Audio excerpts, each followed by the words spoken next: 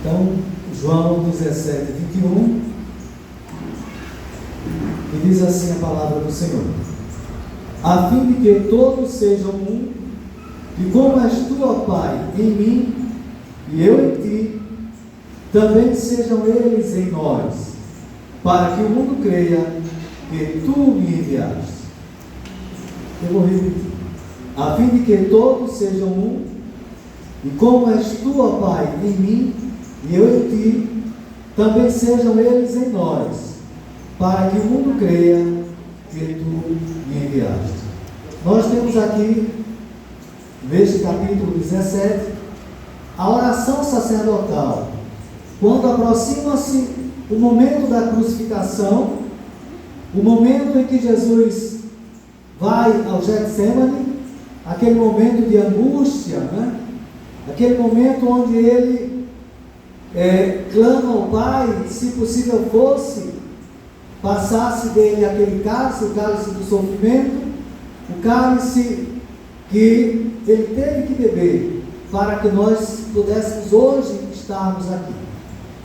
E nesse momento de oração, Jesus, ele diz que é chegada a hora dele, e ele começa a clamar, começa a falar acerca dos seus, acerca daqueles que ele havia conquistado, ganhado para o Pai através do seu ministério, através da sua pregação, e também orando por aqueles que haveriam ainda de aceitar e de crer através dos discípulos que ele fez na sua caminhada durante o seu ministério.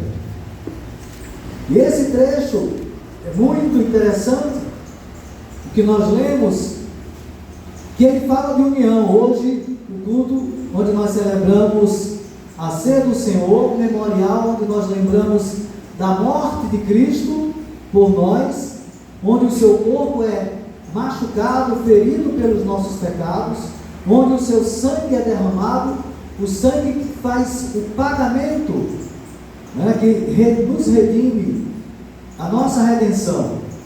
Então, ele vem falar sobre a unidade, sobre a comunhão. E ele começa dizendo: a fim de que todos sejam um. Uma coisa muito importante entender na vida da igreja é a questão da unidade. Sabemos que todos nós somos um corpo, não é verdade? Somos um corpo. E que corpo é esse que nós somos? Somos o corpo de Cristo. Mas precisamos entender que na dinâmica desse corpo, enquanto corpo, somos membros que exercem funções diferentes dentro do corpo, não é? No nosso corpo, nós temos as nossas mãos, os nossos pés, os nossos órgãos internos, não é? Os nossos olhos, ouvidos, cada órgão do nosso corpo, cada membro do nosso corpo, ele tem uma função e ele serve para determinada coisa. E a dinâmica do corpo de Cristo, Paulo, quando ele vai discorrer, ele discorre sobre os dons espirituais, lá em 1 Coríntios capítulo 12, chega um momento lá no verso 12 e 13 que ele diz assim: porque assim como o corpo é um e tem muitos membros, e todos os membros, sendo muitos, constituem um só corpo, assim também com respeito a Cristo.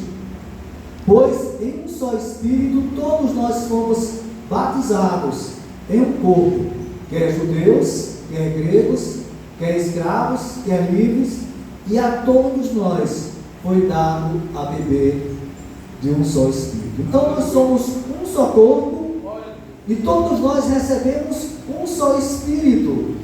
Então precisamos ter um mesmo entendimento, uma mesma comunhão, um mesmo pensamento. Hoje em dia, nem todas as pessoas que estão dentro da igreja compreendem a dinâmica do corpo de Cristo. E sem entender a dinâmica do corpo de Cristo, há aqueles que preferem estar no seu banco e serem assistentes, que vêm à igreja para assistir culto, Mas ninguém aqui foi chamado para assistir. Todos foram chamados para serem adoradores. Todos foram chamados para cultuar. Então cada irmão que chega aqui não vem para assistir o culto, não é? Vem para prestar, vem para oferecer, vem para ofertar um culto de adoração ao Senhor. E há aqueles que querem sempre estar em uma posição de destaque, uma posição na frente da igreja. E na dinâmica do corpo, quando nós olhamos o corpo com todas as suas funcionalidades, todos os seus membros, nós precisamos entender as funções do corpo. E como membros do corpo de Cristo, nós precisamos entender qual é a nossa função, qual é o nosso talento, qual é o nosso dom, para que Deus nos chamou para estar aqui na igreja. Alguns chegam a pensar que o ministério é apenas o ministério pastoral, quem está com o título ou uma ordenação, uma consagração pastoral. Mas ministério é serviço. E quando o Senhor distribui os seus dons para os membros do seu corpo, é para um fim proveitoso e para a edificação desse corpo. Então, cada membro na sua função, né? Aquele que tem a vocação e o dom para o louvor, faz o louvor. Aquele que tem a vocação e o dom para a intercessão. Aquele que diz, mas eu não sei fazer nada na igreja, eu só sei limpar. Zelar também é uma vocação, também é um dom. Quando a gente olha lá no Antigo Testamento, hoje em dia todo mundo que canta é chamado de levita, não é verdade? Os levitas.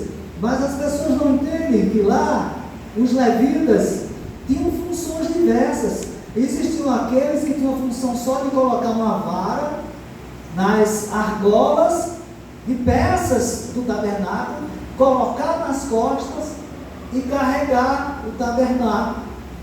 A função de levita dele era só essa. Então, cada grupo de levitas tinha uma função de desarmar, outros de chegar, de imolar o animal. Dependendo da função que exercia, eles tinham um trabalho. E na vida da igreja nós precisamos compreender isso também. Porque entendendo isso, nós estaremos no lugar certo, fazendo aquilo para o que Deus nos chamou. Amém. E quando isso acontece o crescimento do corpo de forma saudável, né? Aí às vezes o irmão tem a voz mais desafinada do mundo. Não, eu quero ser ministro de louvor. Não consegue dar uma nota, né? Aí, não, meu irmão, você pode louvar e adorar no seu cantinho ali, mas Deus te dá outros dons, outros talentos, não é? E às vezes existem dons e talentos que não são muito visíveis, mas que Deus está recebendo o serviço. E o mais importante, quando Paulo diz lá em 1 Coríntios capítulo 15, né, que no Senhor o nosso trabalho não é vão. Tudo que você fizer para o Senhor, no Senhor o vosso trabalho não é vão. Mas eu só sei botar o joelho no chão e ficar orando por cada pessoa da igreja, por cada família. Que maravilha que tem você para sustentar ali na intercessão. Não pense que porque as pessoas não estão vendo você de joelho orando, que o Senhor não está vendo.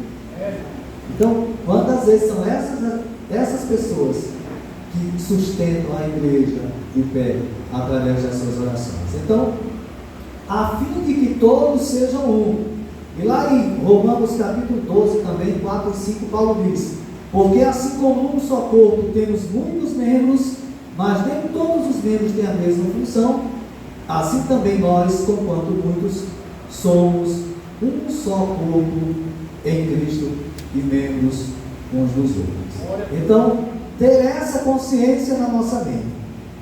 Quando diz que nós somos membros uns dos outros, pensar o seguinte: se eu levar uma espetada aqui no meu dedinho, todo o meu corpo vai sentir. Se a espetada que deu inflamar, pode ser até que eu tenha febre no corpo inteiro. Por quê? Porque eu dependo desse dedinho aqui. Às vezes a gente pensa que não tem nenhuma função, mas Deus deu 5 dedos, certamente tem uma função. Então, somos membros uns dos outros e dependemos uns dos outros. Então tem essa compreensão de corpo. Por isso que nós hoje vamos comungar do mesmo pão, beber do mesmo cálice, não é?